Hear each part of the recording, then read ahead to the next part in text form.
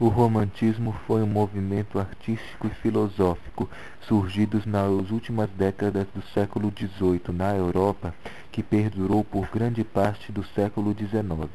Caracterizou-se como uma visão do mundo contrária ao racionalismo, que marcou o período neoclássico e buscou um nacionalismo que viria a consolidar os estados nacionais na Europa. Inicialmente, apenas uma atitude, um estado de espírito. O romantismo toma mais tarde a forma de um movimento e o espírito romântico passa a designar toda a visão de mundo centrada no indivíduo.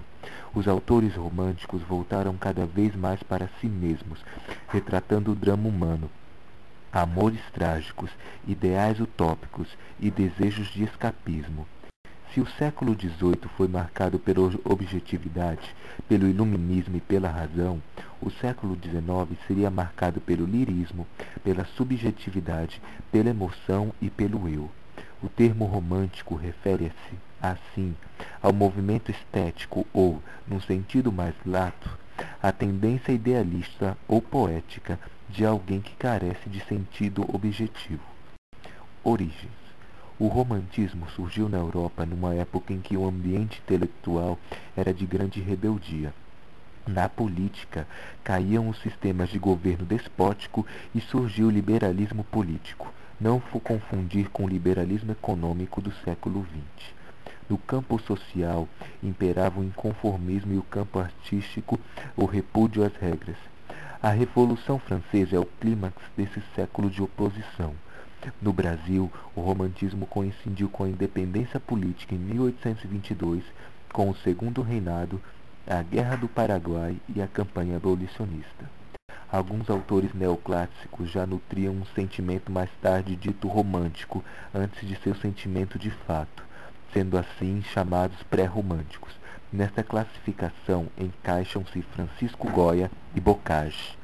Romantismo surge inicialmente naquela que futuramente seria a Alemanha, tendo o movimento inclusive fundamental importância na unificação germânica.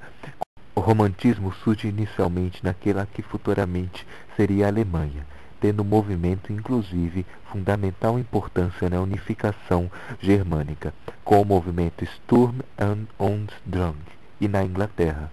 O romantismo viria a se manifestar de formas bastante variadas nas diferentes artes e marcará sobretudo a literatura e a música, embora ele só venha a se manifestar realmente aqui mais tarde em outras artes.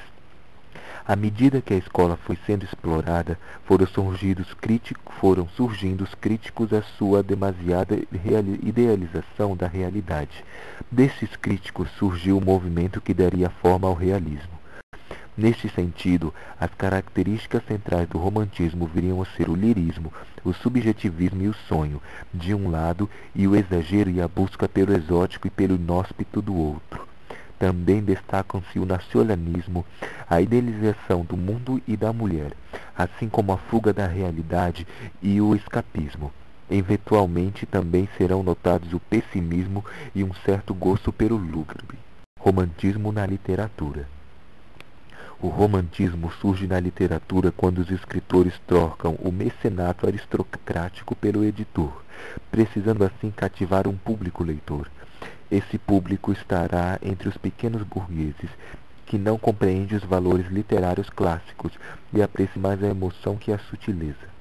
A história do romantismo literário é bastante controversa. Em primeiro lugar, as manifestações em poesia e prosa na Inglaterra são os primeiros antecedentes, embora sejam consideradas pré-românticas em sentido lato.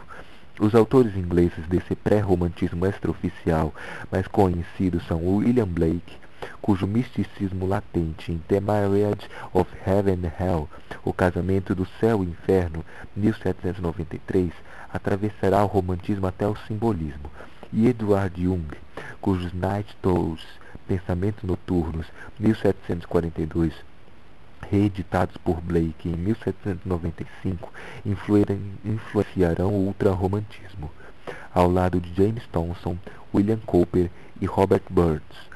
O romantismo oficial é conhecido nas figuras de Coleridge e Wordsworth, Lyrical Ballads, Baladas Líricas, 1798. Fundadores: Byron, Childe Harold's Pilgrimage, Peregrinação de Harold Criança, 1818. Shelley, Hinton Intellectual Built, Hino à Beleza Intelectual, 1817. E Keats, Endymion, 1817, após o Romantismo de Jena. Em segundo lugar, os alemães procuraram renovar sua literatura através do retorno à natureza e à essência humana, com assídua recorrência ao pré-romantismo extraoficial da Inglaterra. Esses escritores alemães formaram o movimento Sturm und Drang, tempestade e ímpeto, do que surge então o pré-romantismo oficial, conforme as convenções historiográficas, mergulhado no sentimentalismo. Goethe, Die Leiden des jungen Werther, O Sofrimento do Jovem Werther, 1774. E Schiller, Ans die Freude, Ode à Alegria, 1785. E Herder, Auszug aus einem Briefenhülsen über Ossian und die Lieder alter Volk, extrato de correspondência sobre Ossian e as canções dos povos antigos, 1773, formam a tríade. Alguns jovens alemães, como Friedrich Schlegel Novalis e Friedrich Hölderlin, com novos ideais artísticos, afirmam que a literatura, enquanto arte literária, precisa expressar não só o sentimento, como também o pensamento, fundidos na ironia e na autorreflexão. Era o romantismo de Jena, o único romantismo autêntico em nível internacional. Em terceiro lugar, a difusão europeia do romantismo tomou como românticas as formas pré-românticas da Inglaterra e da Alemanha, privilegiando, portanto, apenas o sentimentalismo, em detrimento da complicada reflexão do romantismo de Jena. Por isso, mundialmente, o romantismo é uma extensão do pré-romantismo. Assim, na França, destacaram-se Stendhal, Victor Hugo e Musset. Na Itália, Leopardi e Manzoni. Em Portugal, Almeida Garré e Alexandre Herculano. Na Espanha, José Espronceda e José Zorrilla. Tendo o liberalismo como referência ideológica, o romantismo renega as formas rígidas da literatura, como versos de métrica exata. O romance se torna o gênero narrativo preferencial, em oposição à epopeia. É a superação da retórica, tão valorizada pelos clássicos. Os aspectos fundamentais da temática romântica são o historicismo e o individualismo. O historicismo está representado nas obras de Walter Scott, Inglaterra, Victor Hugo, França, Almeida Garré, Portugal, José de Alencar, Brasil, entre tantos outros.